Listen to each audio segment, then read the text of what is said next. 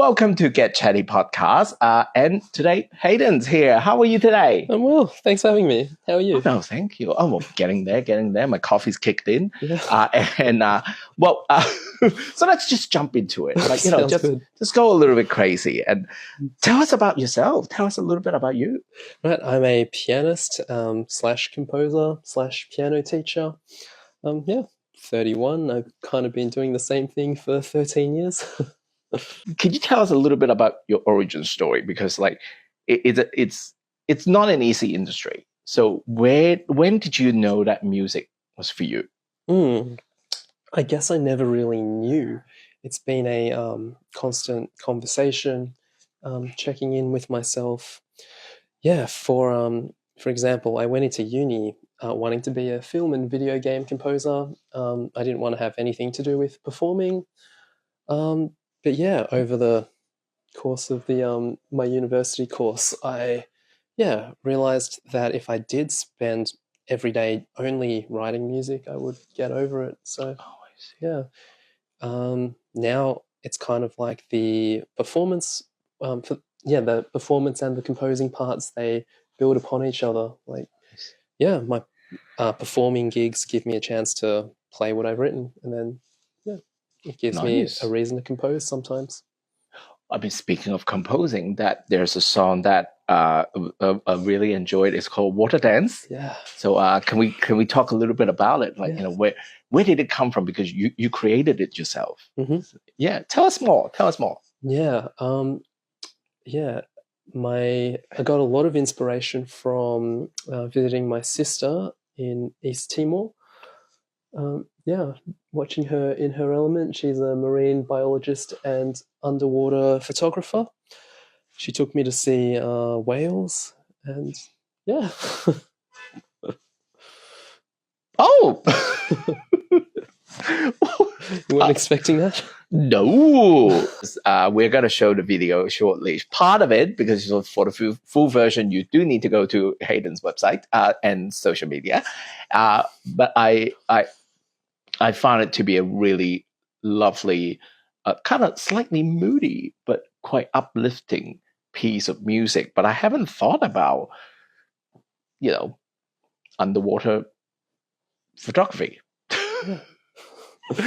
But I mean, what is it like to write a song and put it all together, perform it, record it, perform it, make a video? That's how was the process like? Well, I didn't rush it, that's for sure. Some of the ideas, I've had them I got the idea for the main melody in 2012. A more simplified version, I did make it, more complicated, in the 2020 last year 2024 when I redid the song. I see. A lot of it, I guess, does come from my personality. No one's ever described my music as moody, but at the same time uplifting. But I guess, that's a good way of describing it. There's a bit of mood in it. Yeah. There's a bit of mood in it. It's not just because sometimes with for example, classical music, that there's a certain way that there's certain notes that come together and it becomes a certain feeling, like uplifting or anger or intensity or stuff like that. But there's a bit of a combination in there. It's kind of like it's fun, but it's not stupid fun. Interesting. Am I making sense? Yeah. Yep. Yeah. Okay. Yeah. Beethoven is one of my one of my biggest favorites. So yeah, his music, I would call it moody and uplifting as well. Yeah, well, there you go. How did you get started? Did you start from a young age or before uni, or you kind of carry that over into your life now? All of it. I started when I was 6. Oh, geez. Yeah. I did grades for 10 years. Got up to A+, which now is grade 10. And I studied music composition at Monash. And I've had a bit of a bit more training in performing arts since. so there's a very lovely video that you shot, and you did describe the story on a different podcast that Yeah. that you shot before. Can you give us a condensed version of that, like about this video, Water Dance? Yeah, sure. So yeah, my sister Tiani, who was we were Shout out to talking about- Tiani. Oh, Yeah, shout out to Tiani, who we were who are talking about before. She did the filming as well and the editing. Yeah, so I guess the mood part, a lot because of of the long mood. drive. The long, Oh, sorry. Oh, you mean the long drive to the filming? Yeah, to Half Moon Bay. Yeah, maybe. I Yeah, don't maybe. like long drives. Yeah. I could have been a bit moody that day, but I think it was a pretty standard mood for me. Sorry, I interrupted you. What do you hope people feel when they listen to Water Dance? You know, that I like that approach to writing a song, but I didn't take that approach for writing this song. Maybe I should have, but yeah, the approach I took was on the one hand, trying to write a melody, a tune that would stay with people, get stuck in their head, maybe. It did. It worked on me. Yep. For the mood, I just let that come naturally, which ended up being moody and uplifting. I also wanted to tell a story, not a complicated story, not a interesting story, I guess, but just a simple, kind of a simple visual story. I was thinking of waves, thinking of whales. Yeah, just assigned one tune to the whales, assigned one tune to the waves, and yeah. Well, I think this is the perfect timing for us to show people a really lovely part of the song Water Dance. And so you can find it on your YouTube channel. Yes. Yeah. Yes. Which is Hayden Dunn Music. Lovely. Yeah. And here is the clip.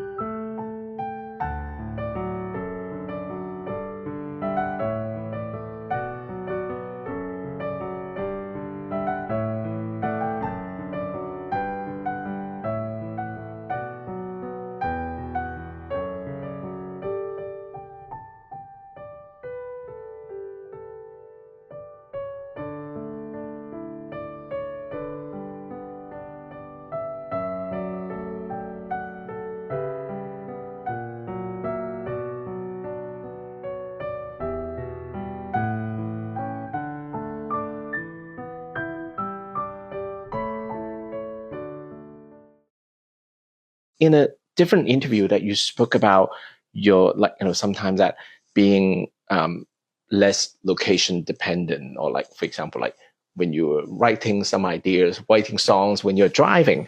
Do you think that music, like limitations about the modern world, have actually helped you define your voice, like define the way you perform or write things? Yeah, definitely. I do want to clarify that I'm not actually writing music while I'm driving.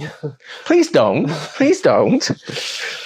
Oh gosh, imagine that if they just kind of like, if they kind of have like a piano, but a moving vehicle. A piano in a moving vehicle? Yeah, something like that. Or like a piano car hybrid. Yeah. Be a little dangerous. I just picture you just press the wrong button to indicate, but then just go like. Oh, that's what you mean, yeah. Wait, what do you think I meant? Oh, I thought you just meant a car with a piano that you can just play while you drive. Oh no, let's not do that. But I mean, the car with the piano. Very interesting. Well, I mean, let's skip the ridiculousness, even though we're very good at that. But when, like, for example, that if you how do you do that? Like, I presume that when you're like driving from work to home, that you have a bit of moment, and it's like, oh, I thought of that sound that just came out of you. How do you do that? Like, how do you record it? Do you record it, write that down, or what do you do? Oh, right. It's I guess it's less about actual tunes and more about ideas and direction. Yeah, I find often if we're always writing, for me personally, if I'm always writing in the same room, yeah, it's a different sort of inspiration to when I'm moving around in the world and seeing things. Being forced to listen to songs that I wouldn't usually listen to because I've got a long drive. I guess as an example, if I'm always at the piano, I will tend to write music in a specific way. Whereas the other day I was driving, I listened to a song and it was just a singer and a bass. And I was thinking, wow, there's no chords. Whereas on a piano, I'd always have chords, but it actually sounded really good. Just a singer and a bass line. Not the whole song, but yeah, it added some nice variety. Nice. You've been doing it for a while, like 13 years. What do you do to find joy or just find that enjoyment instead of feeling like, oh, I'm going to a job day in, day out, that kind of feeling? Yeah. I find that it's always good to remind myself that usually, for example, in the mornings, I feel a lot more motivated about just about everything than in the evenings after an 8-hour day. Something just like writing down on a reminder list anytime, something is inspiring me and something I can go back to if I'm feeling a bit unmotivated. I see. You just kind of giving yourself a bit of time, a reminder, a regular reminder that is like, this is something fun to do. This is something good to do. Good for you. Yeah. Does that answer the question? I think so. Like, how do you find joy and how do you find joy and avoid having it feel like a job? Like music, like, because have you ever have any moment that you feel like either performing or teaching music feels like more like a job than music or the experience of music? Of course. Yeah, I'd say it happens to everyone. The way I've structured my week is a mix of piano teaching, a mix of performing, and sometimes musicals, and it's a lot of stuff. Yeah. Jeez, sounds like you need a drink. Well, I really appreciate that. Just a little bit behind the scene information. This happened in the evening, so Hayden been having a full day of work, and they came here, and like, I mean, I really appreciate it. Thank you so much. One of the very interesting part about creating a piece of art from scratch, and the process is different every single time. How are you balancing being creative, doing what you love, or managing your own expectation or audience expectation? How do you manage that mindset? For me, I felt like the solution was in the question. I felt like being creative is the solution to managing audience expectations. Like, for example, there's a couple of retirement homes I work at where, if I kept on playing the same set over and over again, they'd lose their minds. So I guess what helps me stay motivated, whether it be learning a new song or making little improvements to my set list, working on what I say in between each song, or maybe adding some of my own compositions to the set list. I find the creativity helps manage, helps with audience expectations.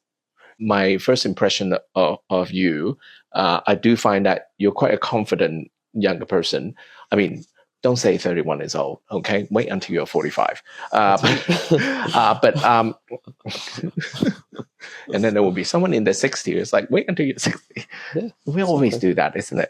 The first time I saw you was you were performing at Globe, And I really appreciate that you are active in the LGBT plus space and just be there, be involved in activities. The thing is, like, there's something very special about experiencing music live.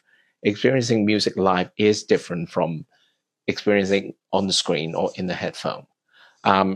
So I think where I'm getting to is that how do you protect yourself from how do you protect your confidence as a creative while you're still allowing yourself to build and grow from that? Like, what kind of mindset do you apply to that, or you haven't really think about it?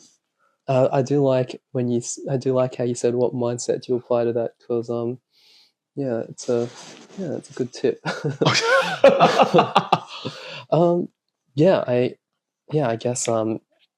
I guess it would actually be a good idea to go to prep yourself before any event, or before you're receiving feedback and saying it's separate from my personality. I mean, I do that to some extent. Like, if I am getting feedback, I will. It's not always easy, but just tell myself that my skills aren't me, like they're my abilities. Like, kids at school and uni, they're always learning new things, and that's not a reflection of their identity. That's honing your skills. Yeah, and the other thing is, like, we can always think of the fact that the world changed, especially for the world that we are in, it changed so quickly that something might have been a bad idea could have been a great idea a few years from now. Your experience can be different, and, like, there's this I guess for me, my mindset is nothing's really carved in stone. Like, you can always revisit it. I came up with that idea. I don't know. It's an interview of me now. Okay, let's just I can't even concentrate. I have my notes on my pad, and then I was like, no, where am I? We gotta share another song. I believe that it's also in the same album as Water Dance. Yeah, Terra Sonata is the album, and the song is Grampians. Yes. Well, before we go, can we quickly, like, so is it how many songs in the album, or, like, when did you record it, or that kind of thing? Would you like to share? Yeah, recorded it. I started in 2024, but did most of the recording last year in 2025. 5 songs in the album, which is not a lot for an album, but it's a lot for a sonata. So, how can people find your album? Yeah, Spotify. Terra Sonata, Terra as in the earth, Terra, not horror movie Terra. Yes. Oh no! If you want the horror, just switch on the news. Yeah. And here's the clip. We'll be back in the next episode to talk about the business side of things. Yeah.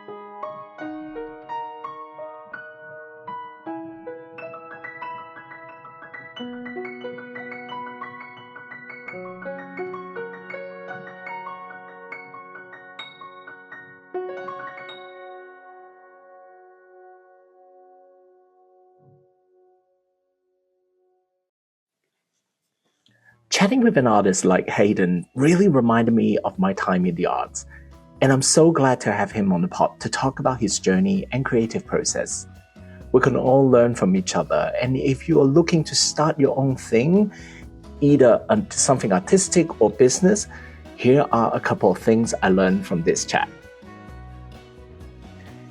Hayden's journey never had that "this is it" moment. He originally wanted to do composing only, but he tried things, giving himself honest self-reflection and adjust over time.